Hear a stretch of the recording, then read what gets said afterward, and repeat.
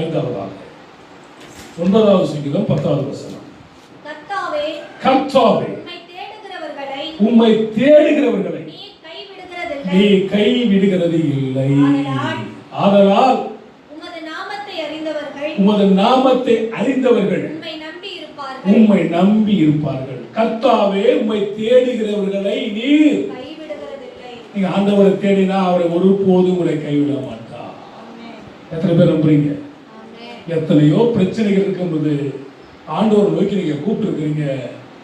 கர்த்தர் உங்கள் ஜெபத்தை கேட்டிருக்கிறார். அவர்கள் அவரை நோக்கி பார்த்தார்கள். அவருடைய முகங்கள் எல்லாம் பிரகாசம் அடைந்து அவர்கள் வெட்கப்பட்டு போகவில்லை.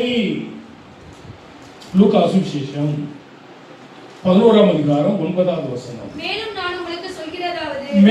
நான் உங்களுக்கு சொல்லுகிறதாவது கேளுங்கள், அப்பொழுது உங்களுக்கு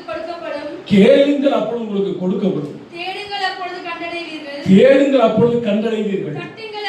தட்டுங்கள், உங்களுக்கு திறக்கப்படும். வேதம் சொல்லுகிறது, அதிகாலையில் தேடுகிறவன் என்னை கண்டடைவான்.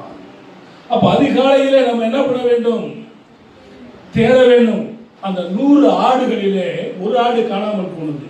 அதை தேடி கண்டுபிடித்து அதை தோளின் மேல போட்டுக் கொண்டு வரும் பொழுது மேய்ப்பனுக்கு சந்தோஷம். 10 காசுல ஒன்று தொலைந்து போனது.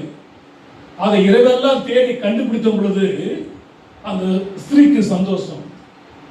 2 குமாரல ஒருத்தன் காணாம போயிட்டான். காணாம போனவன் பல வருஷம் கழிச்சு வந்தது நிமித்தமாக தகப்பனுக்கு சந்தோஷம். ஒரே ஒரு பாவி மனதின் நிமித்தமாக பரலோக ராஜ்யத்தில் சந்தோஷம். அந்த வசனம் அதுதான் சொல்லுகிறது. தேடுங்கள், கண்டடைங்கள். தேடுங்கள், கண்டடைங்கள்.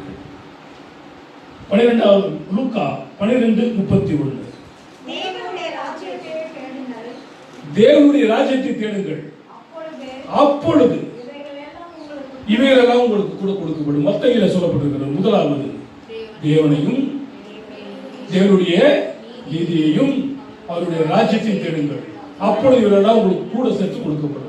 சங்கீதம் 34:10 சொல்லுகிறது, சிங்கக்குட்டிகள் தாழ்ச்சி அடைக்கப்பட்டதே இருக்கும். ஆண்டவரை தேடுவதற்கு ஒரு நன்மையும் குறைப்படாது. ஆண்டவரை தேடுவீர்கள் என்று சொன்னால் ஆண்டவர் உங்களை கைவிட மாட்டார்.